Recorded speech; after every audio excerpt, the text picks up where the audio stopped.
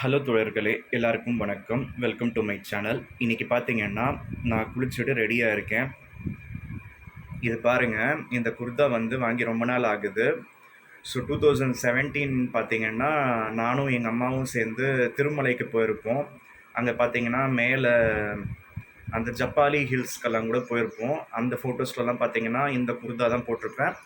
இதே பேண்ட் தான் போட்டிருப்பேன். ஓகேவா? இந்த குர்தா வந்து நான் அரவுண்டு எவ்வளோக்கோ வாங்கினேன். ஒரு ₹800க்கு வாங்கியிருப்பேன். ஸோ கீழே இந்த பேண்ட் வந்து 1500க்கு வாங்கியிருப்பேன். ஓகேவா? இது ரொம்ப நாளாகவே நான் வந்து போட்டுக்கிட்டு தான் இருக்கேன். ஸோ பழைய ஃபோட்டோஸில் தான் இருக்கும். இது இன்னும் கூட பார்த்தீங்கன்னா எனக்கு வந்து செட் ஆகுது. ஸோ நான் வந்து ஸோ ஒரு 32 30 வயசுக்கு மேலே பார்த்தீங்கன்னா பெருசா ஒன்றும் வளர்ச்சி இருக்காதுன்னு நினைக்கிறேன். அதனால தான் அந்த ஷர்ட் அந்த பேண்ட்லாம் வந்து இன்னும் கூட செட் ஆகுது.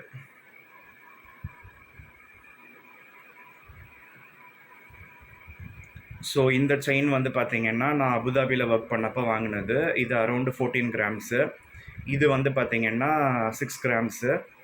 அதாவது 13.8 இது 5.6 இருக்கும். இது வந்து எங்க அம்மா ஆசைப்பட்டாங்கன்னு சொல்லிட்டு நான் 16 கிராம்ஸ்க்கு வாங்கி குடுத்தேன்.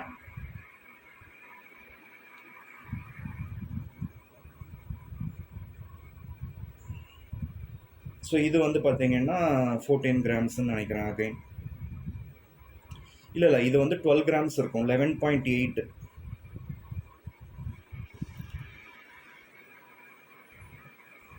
ஸோ இந்த வீடு குடி வந்த புதுசுல பார்த்தீங்கன்னா, சின்ன சின்ன கடன், எங்க பெரியம்மா கிட்ட வாங்கின கடன்லாம் தீர்க்கணும்னு சொல்லிட்டு ரொம்ப பேசிட்டாய்ங்க. இன்னைக்கு நான் வந்து எவ்வளவு பேசினாலும் என்னுடைய 25 லட்சம் திருப்பி வர மாதிரி தெரியல. அந்த லாவண்யா ஆப்ஸ்காண்ட் ஆயிட்டா ஏமாத்திட்டு. அன்னைக்கு அவங்க கிட்ட வாங்கின அந்த ஒரு 3 லட்சம் ரூபாய்க்கு நான் படாத பாடுபட்டு ரூ. 65,000 வட்டி கட்டி நான் 2 லட்சம் ரூபாயும் தீர்த்துருக்கேன். ஆல்மோஸ்ட் ரூ. 15,000 எக்ஸ்ட்ரா தான் கட்டியிருக்கேன். அப்போ வந்து என்னுடைய நகை, நான் ப்ரீவியஸாக வாங்கி வச்ச நகை, சேர்த்த நகை, மீட்ட நகை ஒரு 157 கிராம், கிட்டத்தட்ட 20 சவரனை 4,5 லட்சத்துக்கு நான் விற்றேன். அது இப்போ நான் விற்றிருந்தா 21 லட்சம் போயிருக்கும். கிட்டத்தட்ட அதில் ஒரு 15லேருந்து 17 லட்சம் நஷ்டம் தான் ஆயிருக்கு. ஸோ மறுபடியும் நான் வந்து இந்த நகைங்கள்லாம் வாங்கினது நல்லதாக போச்சு. இப்போ இதெல்லாமே வாங்கலைன்னா என்கிட்ட ஒரு நகை கூட இல்லாமல் இருந்திருக்கும். ஸோ இதெல்லாமே சேர்த்து நான் என்னுடைய காசு போட்டு ஃபிக்ஸட் டெபாசிட்லாம் பிரேக் பண்ணி நான் எங்கள் அம்மாவுக்கு வாங்கி கொடுத்தேன். இது வந்து நான் என்னுடைய சேலரியில் இஎம்ஐ கட்டுற மாதிரி நான் வாங்கி கட்டி முடித்தேன். ஸோ மொத்தமாக 4 லட்சம் ரூபாய் கொடுத்து நான் வாங்கியிருக்கேன் நகைங்க மறுபடியும். அது கண்டிப்பாக இப்போ ஒரு 7 லட்சம் ரூபாவோ 8 லட்சம் ரூபாய் போகும். ஸோ நான் வாங்கினப்ப ஒரு கிராம் 4,800 5,300 இருந்தது இதெல்லாம். இப்போ பாருங்கள் ரேட் அதிகமாக இருக்குல்ல, அதனால் சொல்கிறேன். சரி, இதெல்லாம் தாண்டி நான் இப்போ எங்கே போக போகிறேன்னா, இங்கே வந்து வேப்பம்பட்டு பக்கத்தில் செவ்வாப்பேட்டை ரோடுன்னு இருக்குது. அது ரயில்வே ஸ்டேஷனோட நேம். ஓகேவா? அங்கே திருவூர்ன்ற இடத்துல எங்கள் கேஸ்ட்டுக்கு ஒரு தனி கோயில் கட்டியிருக்காங்க. அந்த கோயில் 1991 கட்டி அங்கே வந்து ஸ்தாபிச்சிருக்காங்க. அதுக்கு மறுபடியும் 2025 கும்பாபிஷேகம் பண்ணியிருக்காங்க. இப்போ அந்த கோவில் அங்கே இருக்கிறது எனக்கு இன்றைக்கி தான் தெரிய வந்தது. விச் மீன்ஸ் நேற்று தெரிய வந்தது ஒரு குரூப் மூலமாக. அந்த கோயிலில் வந்து இந்த கல்யாணம் ஆகாதவங்களுக்கெல்லாம் ஹோமம் செய்கிறாங்க ஸ்பெஷலாக. அந்த ஹோமத்துக்கு வந்து ₹250 சார்ஜ் பண்ணாங்க. அதை டொனேஷன் மாதிரி கட்டிட்டேன். ஸோ இப்போ வந்து பார்த்தீங்கன்னா நான் அந்த கோயிலுக்கு நான் கிளம்பி போகிறேன், அந்த ஹோமத்தில் கலந்துக்கலாமே. இது எல்லாத்தையும் தாண்டி என்னுடைய வீட்டில் இருந்து நியர்பை வெறும் 6 கிலோமீட்டர் 7 கிலோமீட்டர்ஸ்க்குள்ளவே இருக்குது இந்த கோயில். ஸோ இதெல்லாம் தெரியாமல் இருக்கேன்னு சொல்லிட்டு எனக்கு கஷ்டமாக இருந்தது. ஸோ தெரிய வந்தது இல்லையா, இப்போ கண்டிப்பாக போகணும் இல்லையா, அதனால் நான் கிளம்பி போக போகிறேன். எங்கள் அம்மாலாம் இருந்திருந்தால் கண்டிப்பாக சந்தோஷப்பட்டிருப்பாங்க. நம்ம ஊர்லேயே வந்து நம்ம கன்னியக்கா பரமேஸ்வரி வாசவி அம்மன் கோயில் இருக்கான்னு சொல்லிட்டு, இதே கோயில் எங்கள் கேஸ்ட் அந்த வைஷ்யாஸோட அந்த கன்னியக்கா பரமேஸ்வரி அம்மன் கோயில் திருநின்றவூர்லேயும் இருக்குன்னு சொன்னாங்க. நான் போய் பார்த்ததில்ல. அட்லீஸ்ட் இன்றைக்கி இந்த ஹோமத்தில் கலந்துக்கிறது மூலமாக அந்த கோயிலுக்கு போய் பார்க்கலாம் அப்படின்னு சொல்லி தோணுச்சு. ஸோ எப்போயுமே இந்த நகைலாம் நான் வந்து போட்டுக்க எனக்கு விருப்பம் இல்லை. ஸோ இன்றைக்கி வந்து என்னவோ நம்ம கேஸ்ட்டு நம்ம கோயில்னு சொல்லி போகிறப்ப நம்ம ஏதோ ஒரு நம்ம வீட்டு பூஜைக்கு போகிற மாதிரி எனக்கு ரெடி ஆகிட்டு போகணும்னு தோணுச்சு. அதனால் நான் ரெடி ஆகி போயிட்டுருக்கேன். ஸோ என்னுடைய அட்டையர் எப்படி இருக்குன்னு சொல்லுங்கள்.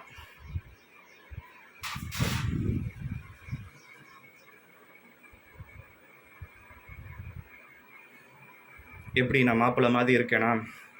பொண்ணு ஏதாவது கிடைக்குமா? நல்ல பொண்ணாக கிடச்சி நமக்கு நல்லது நினைக்கிற நல்லது செய்கிற பொண்ணாக அமையணும், நல்ல ஒரு குடும்பம் அமையணும்னு சொல்லிட்டு நான் வேண்டிக்கிறேன். இதெல்லாம் எந்த அளவுக்கு நமக்கு அமையும் தெரியல. சரி, நம்ம பிரயத்தனம் நம்ம பண்ணலாம். நேற்று அந்த வாட்ஸ்அப் குரூப்பில் கூட அவர் என்ன சொன்னாருன்னா, ஜாதகம் நீங்கள் அப்பப்போ நீங்கள் அதில் போஸ்ட் பண்ணிக்கிட்டே இருங்க, உங்களோட பிரயத்தனம் நீங்கள் பண்ணுங்க, கண்டிப்பாக ஒரு நாள் இல்லைன்னா ஒரு நாள் கண்டிப்பாக அமையும், உங்களுக்குன்னு ஒரு பொண்ணு ஆல்ரெடி பிறந்து தான் இருப்பா, கவலைப்படாதீங்க அப்படிலாம் சொல்கிறாரு. நான் சொன்னேன், எனக்கு அந்த மாதிரி பிடிக்கலண்ணே, அம்மா அப்பா இல்லாத அனாதைன்னு சொல்லி பேசிட்டாங்க, தோஷம் சொன்னாங்க, இப்போ அம்மா அப்பா இல்லாத அனாதைன்னு சொல்கிறதுனால எனக்கு வந்து నాకు పట్టింపు లేకుండా పోయింది, నాకు ఎక్కర్లేదు ఇంక మిగతా అని నేను అంతగా పెట్టేది లేదు జాతకం, விச் மீன்ஸ் லைக் எனக்கு வேணான்னு சொல்லிட்டு நான் அப்பப்போ தான் வைப்பேன், 6 மாதத்துக்கு ஒருக்க வச்ச பெரிய விஷயம் அப்படின்னு சொன்னேன். எதுக்குப்பா, அப்படியெல்லாம் ஒன்றும் பிரச்சனை இல்லை, நீ ஃப்ரீக்வெண்ட்டாக வச்சுக்கிட்டே இரு, அப்போ தான் உனக்கு ஏதாவது ஒரு பொண்ணு அமையும். நீ 6 மாதத்துக்கு ஒருக்க வச்சேன்னா யார் பார்ப்பாங்க? கண்டிப்பாக யாருமே பார்க்க மாட்டாங்க, பார்க்கலன்னா உனக்கு எப்படி கால் பண்ணுவாங்க அப்படின்னு சொல்லிட்டு கேட்டார். எனக்கு என்னவோ என்னால் மார்க்கெட்டிங் பண்ணிக்க தெரியல. நல்ல ஒரு ப்ராடக்ட்டு நம்ம வீட்டில் அம்மா அப்பா இருந்து மார்க்கெட் பண்ணி நமக்கு வந்து ஒரு நல்ல ஒரு வாழ்க்கையை அமைச்சு கொடுத்துருக்கணும், அதை அவங்களால செய்ய முடியல, அவங்க 2 பேருமே இல்லாமல் போயிட்டாங்க. இன்றைக்கி நான் வந்து சொந்தக்காரின்னு சொல்லிட்டு அவரை நம்பி 25 லட்ச ரூபாய் கடனை வாங்கி கொடுத்து நான் மோசம் போயிருக்கேன். இந்த மாதிரி இருக்கப்ப எனக்கு எல்லா பக்கமும் வந்து பிரச்சனை தானே தவிர எனக்கு நல்லது நடந்த மாதிரி எனக்கு தெரியல. அதனால் கடவுள் தான் எனக்கு இறங்கி வந்து எனக்கு ஒரு நல்ல வாழ்க்கையை அமைச்சு கொடுக்கணும்னு நான் வேண்டிக்கிறேன்.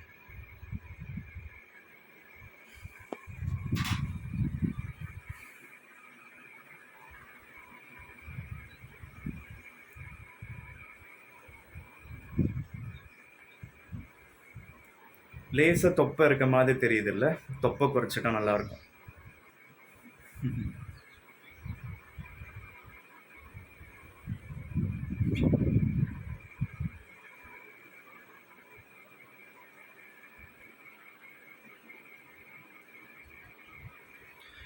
நிறைய பேர் இன்டர்காஸ்ட் மேரேஜ் எல்லாம் ட்ரை பண்ணி பார்க்க வேண்டியது தானே, மேட்ரிமோனிலெல்லாம் போட வேண்டியது தானேன்னு கேட்டாங்க. அப்படியெல்லாம் கூட நான் போட்டுட்டேன். அப்படி கூட யாரும் வந்து கால் பண்ண மாதிரி தெரியல.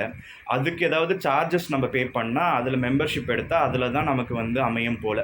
ஸோ ஃப்ரீ வந்து ரெஜிஸ்ட்ரேஷன் பண்ணி அதில் வச்சுருந்தா நமக்கு ஒன்றும் பெருசாக அமைய மாட்டேங்குது. என்ன பண்ணுறதுன்னு தெரியல. அதெல்லாம் ஒரு 25 வயசுலேயே கல்யாணம் பண்ணியிருந்தா 26 வயசுலேயே ஜம்முன்னு 2 பிள்ளைங்களை பெற்று இருக்கலாம். இப்போ வந்து எல்லாமே வந்து என்ன சொல்கிறது, வயசாகிடுச்சு இல்லையா? 34 வயசுனால் நமக்கு அங்கிள் வயசு தான். நம்மள ஒரு 4th 5th படிக்கிற பையன் அங்கிள்னு கூப்பிட்டா நம்ம ஏற்றுக்கிட்டு தான் ஆகணும். ஸோ நம்ம அந்த ரேஞ்சில் தான் இருக்கும். நம்ம கிளாஸ் பசங்க, நம்ம வயசு பசங்களுக்கெல்லாம் 2 வயசுலேருந்து 7 வயசு குழந்தைங்க இருக்குது. அப்போ அங்கிள் தானே நம்ம. அதனால் காலகாலத்துக்கு கல்யாணம் பண்ணியிருந்தோன்னா அதெல்லாம் அந்த வேகத்தில் ஈஸியாக வந்து குழந்தெல்லாம் பெற்றுருக்கலாம். இதுக்கப்புறம் கடவுள் எப்படி அமைச்சு கொடுக்க போகிறாருன்னு தெரியல, அதனால் சொல்ல வரேன். ஓகே தோழர்களே, இது ஒரு சின்ன வீடியோவாக இருக்கட்டும், ரொம்ப லாங்காக பேச தேவையில்லை. ஸோ இந்த வீடியோ பிடிச்சிருந்தால் லைக் பண்ணுங்கள், உங்கள் ஃப்ரெண்ட்ஸ் அண்ட் ஃபேமிலி மெம்பர்ஸ்க்கு ஷேர் பண்ணிக்கோங்க. மேலும் இது போன்ற வீடியோக்கள் எழுதில் பெற நம்ம சேனலுக்கு இருக்குது அந்த ரெட் கலர் சப்ஸ்கிரைப் பட்டனை சப்ஸ்கிரைப் செஞ்சுக்கோங்க. பக்கத்தில் ஒரு பெல் நோட்டிஃபிகேஷன் வர மாதிரி கிளிக் பண்ணி வச்சுக்கோங்க. அப்போ தான் நம்ம சேனலில் வீடியோஸ் போடுறப்ப உங்களுக்கு இன்ஸ்டன்ட் அப்டேட்ஸ் வந்துகிட்டே இருக்கும். So see you with another interesting video. Until then have a great day. Bye bye.